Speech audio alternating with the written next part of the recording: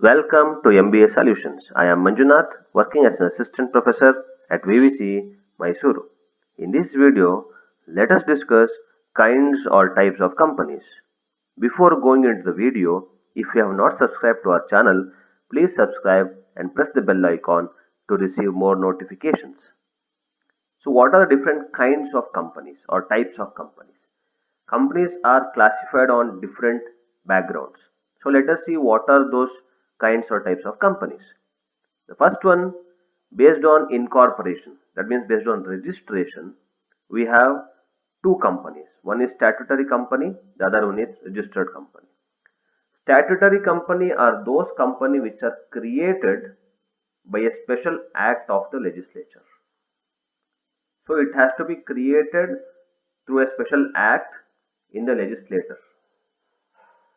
Example, RBI, SBI, LIC, Unit Trust of India. All these companies has been created by passing a special resolution and a special act in legislation.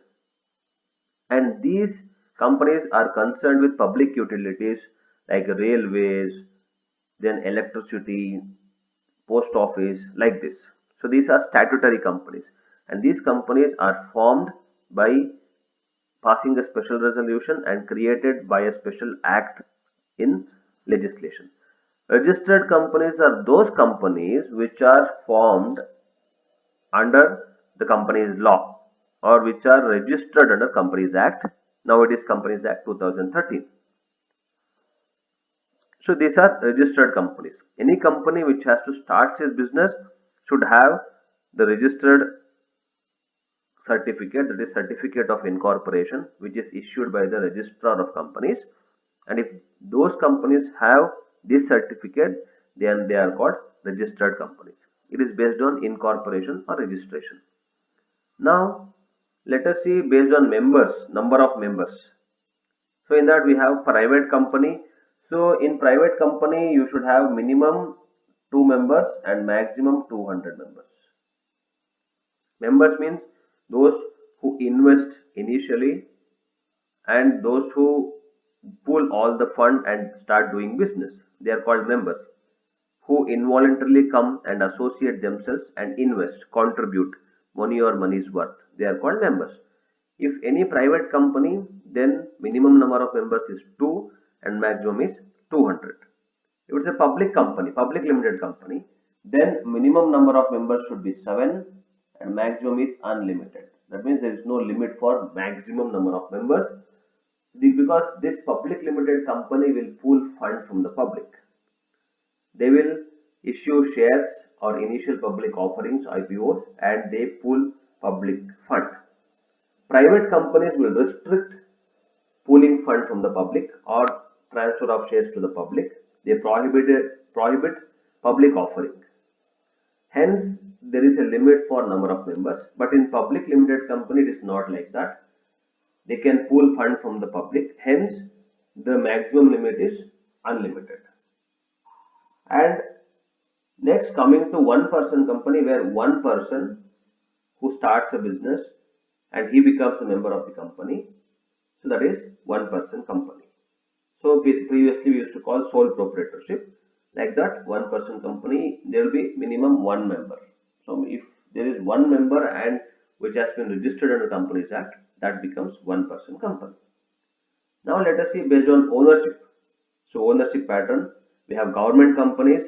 Government companies are those companies which or whose holding will be with the government. So these are government companies, maybe central government or state government.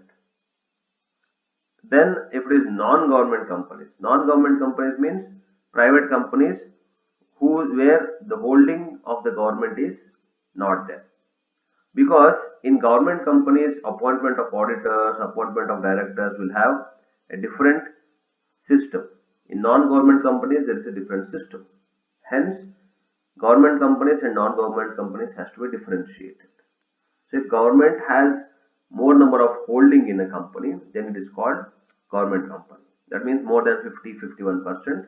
If government have 51% or more than 15% of stake or more than 50% of stake in any company, then it becomes government company. If it is not there, then it is non-government companies. And coming to based on control, we have holding company, subsidiary and associate company. Holding company is the company which holds or which have control over its other subsidiaries or associate company. So it holds control. That is why we call this holding company. Holding company acts as a major company which holds control over its subsidiary and associate company. Now what is subsidiary? Any company where its investment is more than 50%, then we call the company which is having 50% is called holding company. The company with which this holding company have 50% is called subsidiary. Subsidiary means it has one more company. So holding company should have more than 50% share in any other company, then we call the other company as subsidiary. If holding company have a share from 20 to 50%, then we call that associate company. Let us take an example. For example, there is a company called ABC which have 52% of shares in one company called XY, and it has 37% of shares in one company called MN. Now ABC is a holding company which has more than 50% of shares in XY. Hence XY becomes the subsidiary of ABC, and the shares of ABC in MN company is only 37%. Hence MN becomes an associate company. So this is based on control. In subsidiary companies, holding companies control will be more. In associate companies, holding company will not be that much more compared to subsidiary. This is based on control. Now coming to other forms, non-profit organizations or non-profit companies. These companies are formed not to make profits in the organization, and they are more into charities, they are more into service oriented organizations. I am not talking about service sectors, they are more into serving the society, serving the people, where they are not meant for profit making organizations. Partnership firms, we have a separate act called Partnership Act, where partnership firm is formed and it is based on agreements or deeds between the partners, and they will not register under Companies Act. Before they register under Companies Act, most of the people will start a partnership firm, then over a period of time they register under Companies Act in the form of a private company. So this is called partnership firm, where two or more people become partners of a company and start working, but they should have an agreement and it is called partnership deed, and they have certain set of rules and regulations which is mentioned under Partnership Act. Once they want to register and form a company, then they have to register under Companies Act. Till that time it is considered as partnership firm. And based on liability, limited by shares, limited by guarantee, unlimited companies. Limited by shares. Limited means whatever I have invested, for that I am liable.